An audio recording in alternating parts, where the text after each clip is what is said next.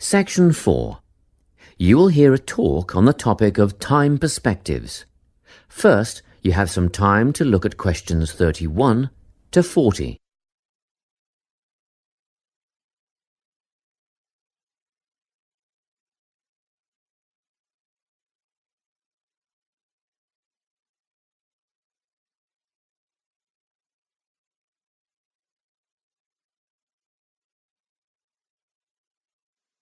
Listen carefully and answer questions 31 to 40.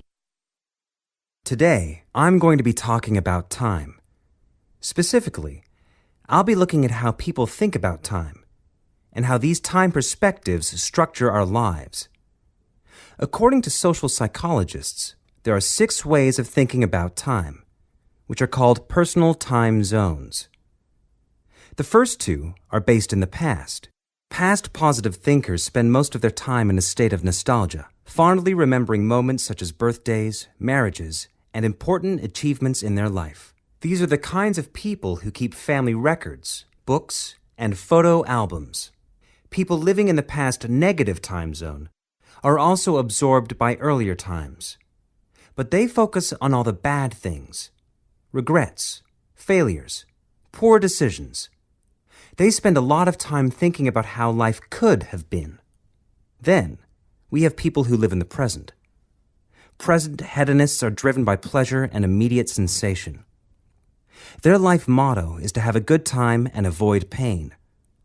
Present fatalists live in the moment too, but they believe this moment is the product of circumstances entirely beyond their control. It's their fate, whether it's poverty, religion, or society itself.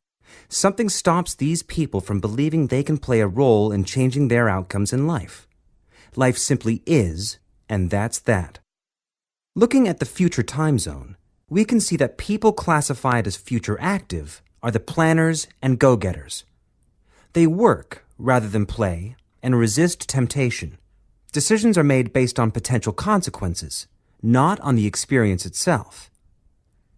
A second future-orientated perspective, future fatalistic, is driven by the certainty of life after death and some kind of a judgment day when they will be assessed on how virtuously they have lived and what success they have had in their lives.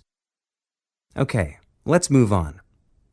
You might ask, how do these time zones affect our lives? Well, let's start at the beginning. Everyone is brought into this world as a present hedonist. No exceptions. Our initial needs and demands, to be warm, secure, fed, and watered, all stem from the present moment. But things change when we enter formal education. We're taught to stop existing in the moment and to begin thinking about future outcomes. But did you know that every 9 seconds, a child in the USA drops out of school? For boys, the rate is much higher than for girls. We could easily say, well, boys just aren't as bright as girls. But the evidence doesn't support this. A recent study states that boys in America, by the age of 21, have spent 10,000 hours playing video games. The research suggests that they'll never fit in the traditional classroom because these boys require a situation where they have the ability to manage their own learning environment. Now, let's look at the way we do prevention education. All prevention education is aimed at a future time zone. We say, don't smoke or you'll get cancer. Get good grades or you won't get a good job. But with present-orientated kids, that just doesn't work. Although they understand the potentially negative consequences of their actions, they persist with the behavior because they're not living for the future. They're in the moment right now. We can't use logic, and it's no use reminding them of potential fallout from their decisions or previous errors of judgment. We've got to get in their minds just as they're about to make a choice. Time perspectives make a big difference in how we value and use our time.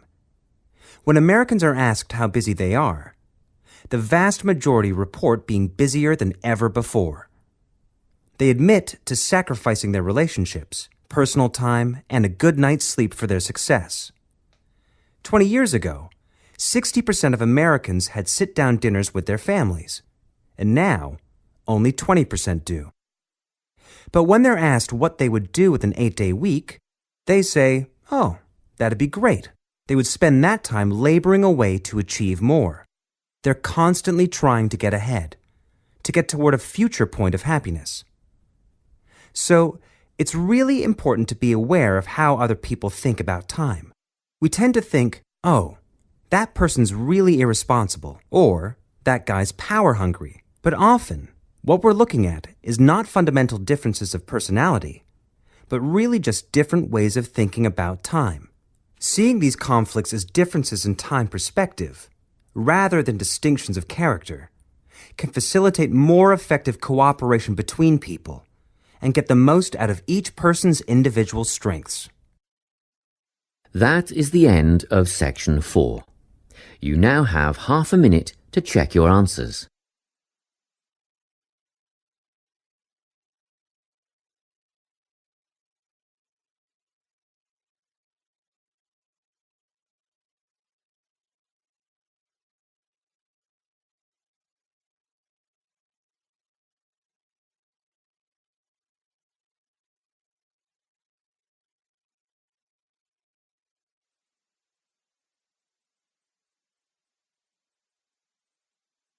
That is the end of the listening test.